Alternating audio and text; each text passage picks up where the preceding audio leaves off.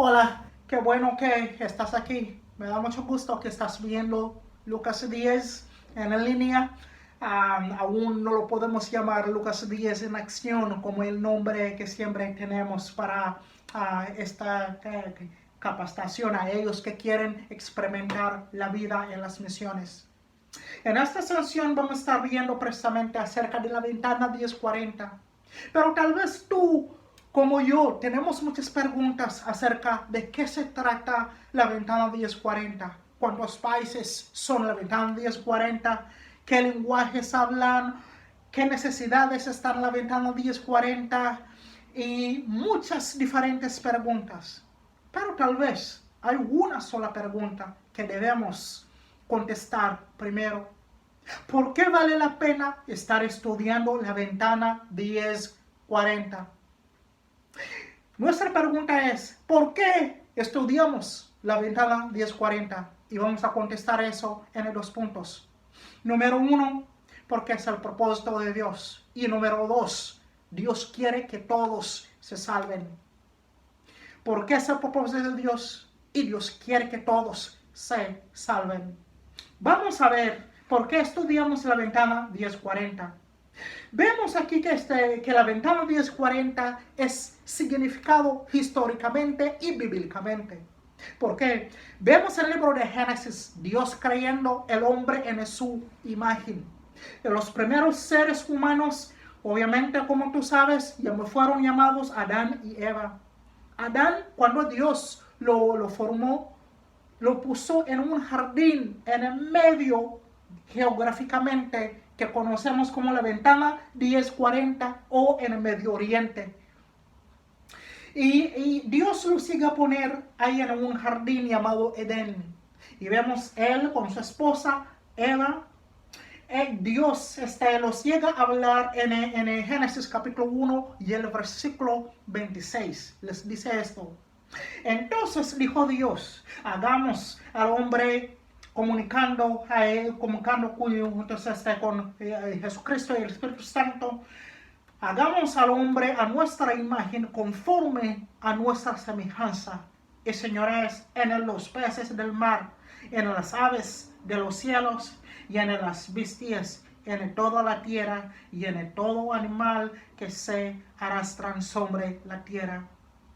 Vemos que esto fue el propósito de Dios, que Dios llega a formar el hombre para gobernar toda su creación.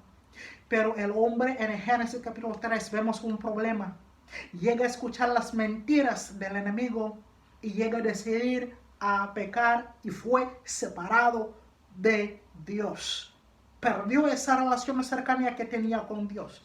Por eso vemos en Génesis capítulo 6, Dios llega a buscar la tierra y llega a destruir toda la tierra, salvando una familia, la familia de Noé.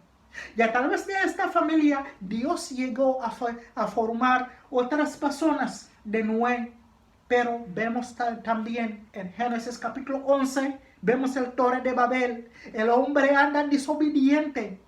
Desobediente, no quiere obedecer lo que Dios le había dicho de multiplicarse y seguir creciendo en él, honrando a él. El hombre quería ser el centro de él mismo, creyendo lo que él quería solamente para él.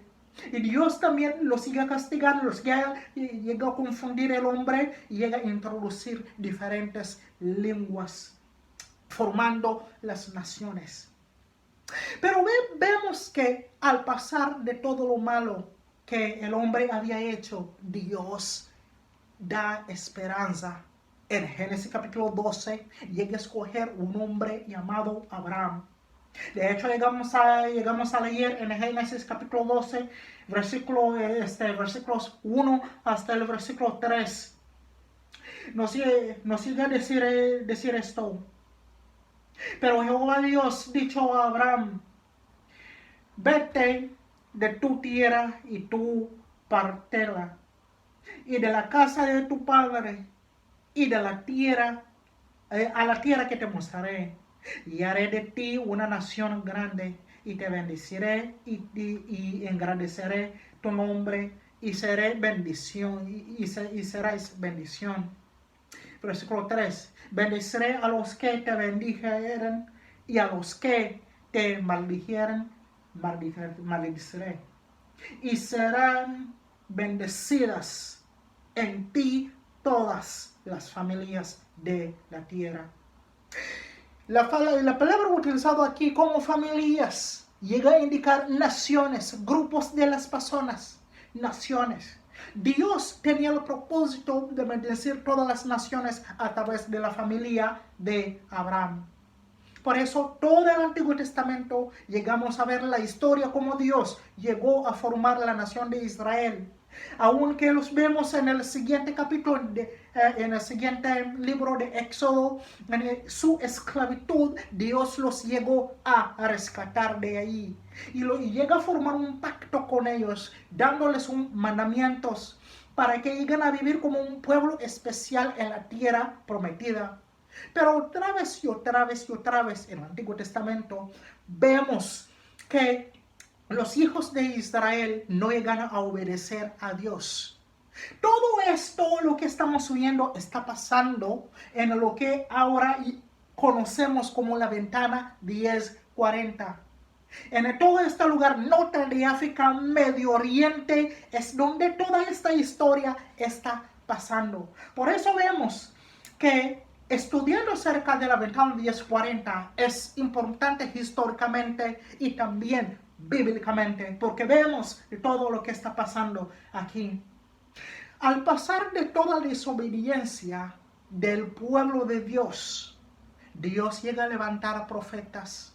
Los profetas hablando de la parte de Dios, invitando a la gente que lleguen a regresar al pacto de Dios, que lleguen a ser fieles y obedientes a Él. Pero muchos no escuchaban, muchos no le hacían caso a los profetas. Por eso Dios los llegó a castigar el pueblo de Israel y dejó que las naciones, incluyendo la nación de Babilonia, llega a llevar los hijos de Israel como esclavos en Babilonia. De hecho, la nación o el nombre Babilón viene del nombre Babel de Génesis capítulo 11, precisamente significando rebeldía contra Dios. Y vemos que todo esto está pasando en la ventana 1040. Pero Dios llega a levantar uno de sus profetas que conocemos como Isaías. Isaías llega a prometer al pueblo de Israel, hablando por parte de Dios, que un día llegará un siervo sufriente del Señor. En Isaías capítulo 52 y 53. Este siervo llevará el castigo que merece el pueblo de Dios y de todo el mundo, para que todos que confían en Él llegarán a ser salvos, porque sus pecados y transgresiones serán perdonados en Él. Esa profecía fue 700 años antes. 700 años después llega Cristo Jesús y muere en la cruz, llevando el castigo no solamente del pueblo de Israel, sino de todas las naciones de la tierra. Y a través de Cristo Jesús, de su muerte a la cruz, Dios llega a perdonar no solamente los pecados del pueblo de Israel, sino también de los pecados de todas las naciones. Todo esto, lo que estamos escuchando, toda esta historia y todo bíblicamente lo que estamos escuchando, llega a pasar geográficamente en el lugar que llegamos a conocer como la ventana 1040. Por eso Cristo muere a la cruz. Aquí así llegamos a ver el punto número 2. Dios quiere que todos sigan ser salvos. Después de su muerte, Dios llegó Dios así dando toda la potestad a Cristo Jesús. Jesucristo dice esto en San Mateo, en el capítulo 28, el versículo 19 y versículo 20. Llega a decir esto: por tanto, id y hacen discípulos a todas las naciones, bautizándoles en el nombre del Padre, del Hijo y del Espíritu Santo, enseñándoles que guarden todas las cosas que os he mandado. Y he aquí yo estoy con vosotros todos los días hasta el fin del mundo. Amén. Jesucristo llega a enviar a sus discípulos, extendiendo esa gran comisión que ya inició en el Génesis capítulo 12, porque Jesucristo quiere que sus discípulos lleguen a predicar el evangelio a todas las naciones de la tierra, empezando en Jerusalén. De hecho, en Hechos capítulo 1, versículo 8, les llegó a decir esto: pero recibiréis poder cuando haya venido sobre vosotros el Espíritu Santo, y me seréis testigos en Jerusalén, en toda Judea, en Samaria y hasta lo último de la tierra. Los discípulos de Jesucristo fueron fieles en predicar el evangelio en Jerusalén, Judea, Samaria y hasta los últimos de la tierra. ¿Cómo sabemos? Porque tú y yo, ahorita el día de hoy, somos llamados seguidores de Cristo por el testimonio de los discípulos de Jesucristo, porque predicaron el evangelio, predicaron las buenas nuevas, que solamente en Cristo Jesús hay perdón de los pecados. Y aquí, así también, creyendo en el Cristo Jesús, llegamos a tener reconciliación de los pecados. Todo esto está pasando en la ventana 1040. Por eso llegamos a hacer la pregunta: ¿por qué estudiamos la ventana 1040? Nuestra respuesta ha sido esto. Número 1, ¿por qué es el propósito de Dios? Y número 2, ¿por qué Él quiere que todos lleguen a ser salvos?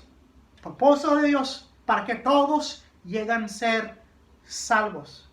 Y hemos visto también como la ventana 1040 es un lugar históricamente significante, también bíblicamente significante, y un lugar que merece y vale la pena que tú y yo estamos estudiando sobre él. Pero tal vez otra pregunta que tú tienes ahorita: ok, ya sé por qué este lugar es históricamente y bíblicamente significante. ¿Y ahora qué? ¿Qué sigue? Eso lo veremos en la segunda sesión de este tema, cuando vamos a estar contestando preguntas como las necesidades, diciendo las necesidades que están ahí en esta región, y también contestando preguntas como cuántos países hay, y también contestando las preguntas por qué tú y yo podemos estar involucrados en esta región. ¿Qué debemos estar haciendo en este tiempo? Así te esperamos en la segunda sesión de este tema, la ventana 1040.